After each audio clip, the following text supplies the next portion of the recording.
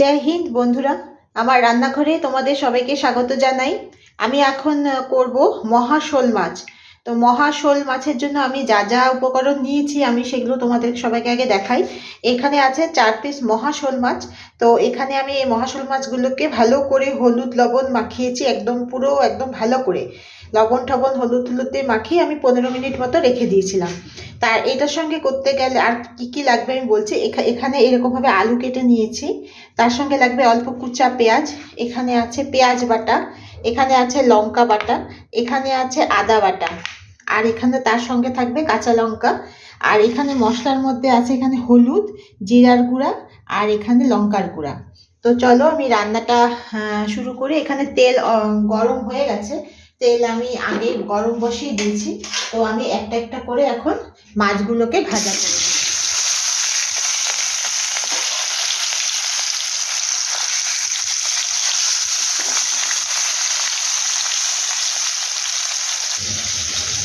মাছগুলোকে ভাজা করে উঠিয়ে নিয়েছি। এখন এখানে দিয়েছি আলু। আলুটাকেও হালকা হলুদ আর লবণ দিয়ে ভাজা করে এটাকে উঠিয়ে নেব। আমার আলুগুলো ভাজা করে আমি উঠিয়ে নিয়েছি। এখন আমি কড়াইতে দিয়ে দেব পেঁয়াজ কুচি। পেঁয়াজ কুচি আর সঙ্গে দিয়ে দেবো তেজপাতা, দুটো মতো তেজপাতা আমি এখানে দিয়ে দেবো। পেঁয়াজ কুচিটাকে একটু হালকা কয়েক সেকেন্ড একটু নাড়াবো, বেশিক্ষণ না, পেঁয়াজগুলো পুড়ে গেলে মুশকিল হয়ে যাবে। জাস্ট পেঁয়াজের কাঁচা ব্যাপারটা একটু কেটে গেলেই হবে।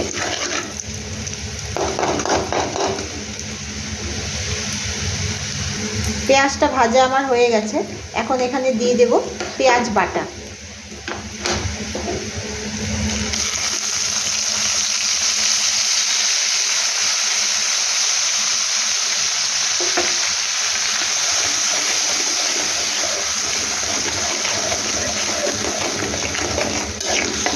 পেঁয়াজটাকে আমি মিহি করে বাটিনি। পেঁয়াজটা আদা বাটা পেঁয়াজ বাটাতে একদম পেঁয়াজটাকে মিহি করে বাটলে একদম কেমন একটা লুতলুত হয়ে যায়। একটু ইয়ে করে বাটলে, ছাড়া ছাড়া করে বাটলে এটা খেতে আরও বেশি স্বাদের হয়। পেঁয়াজটা আমি সম্পূর্ণটাই বাটাটা আমি সম্পূর্ণটাই দিয়ে দেবো। গ্যাসটাকে মিডিয়াম করে দেবো, মিডিয়াম থেকে একটু বেশি করে দেবো, একটু আছে যাতে এটা তাড়াতাড়ি হতে পারে। এরপরে এখানে দিয়ে দেবো আমি এই আদা বাটা, পরিমাণ মতো আদা বাটা।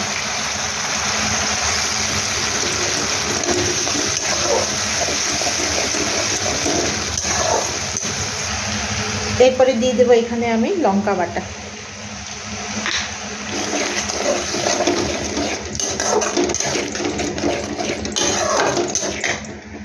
এটা একটু হতে হতে জাস্ট একটু ফুটবে, তারপরে দিয়ে দেবো আমি এখানে লবণ।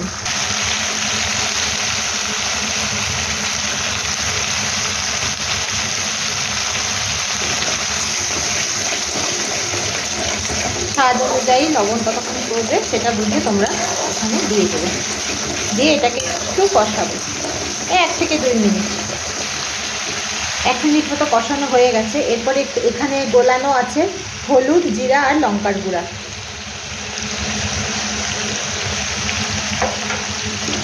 হলুদ, জিরা, লঙ্কার গুঁড়া দিয়ে গ্যাসটাকে মিডিয়াম থেকে একটু বেশি আঁচে দিয়ে এটাকে কন্টিনিউ একটু কষাতে হবে 2 থেকে 3 মিনিট মতো, এতে কাঁচা গন্ধগুলো সব বেরিয়ে যায়।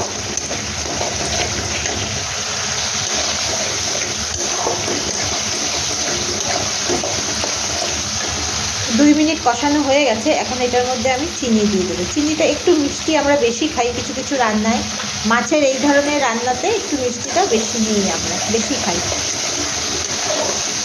একটু মিষ্টি মিষ্টি হলে খেতে একটু ভালো লাগে এটা। এরপরে এখানে ভেজে রাখা আলুগুলো দিয়ে দেবো,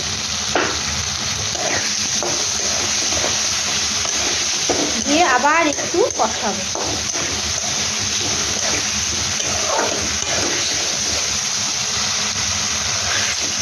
এটা আমার পুরো কষানো হয়ে গেছে, দেখো তেল ছাড়ছে। তো এটা আমার আর বেশি কষানো যাবে না, বেশি কষালে একটু বাজে ধরনের হয়ে যাবে খেতে, তো খারাপ লাগবে খেতে, তো আর বেশি কষানো যাবে না। তো এখন এখানে আমি দিয়ে দেবো গরম জল। গরম জল দিলেই ভালো, স্বাদটা একদম পারফেক্ট থাকে। এইসব রান্নায় গরম জলটাই বেশি দিলে ভালো, ঠান্ডা জলটা দিলে স্বাদটা একটু নষ্ট হয়ে যায়। তো কীরকম ঝোল রাখবো সেই বুঝে আমি এখানে জলটা দিলাম। তো তোমরা তোমাদের মতো করে জলটা দেবে, কীরকম ঝোল ঝোল খাবে না মাখা মাখা খাবে। তো আমি এখানে আরেকটু জল দেবো, তা আলুটা একটু সিদ্ধ হবে, সেই জন্য আমি এখানে একটু জল দিয়ে এটাকে এখন ঢাকা দিয়ে দেবো। ঢাকা দিয়ে 6 মিনিটের মতো এটাকে ফুটবে এটা আলুগুলো সিদ্ধ হওয়ার জন্য, তারপরে আমি আসছি। হয়ে গেছে 6 মিনিট। তো দেখি এটা আলুটাও মোটামুটি দেখি কতটা সিদ্ধ হয়েছে কিনা। হ্যাঁ, আলুটা একদম স্মুথলি ঢুকে যাচ্ছে, খুব সুন্দর সিদ্ধ হয়েছে।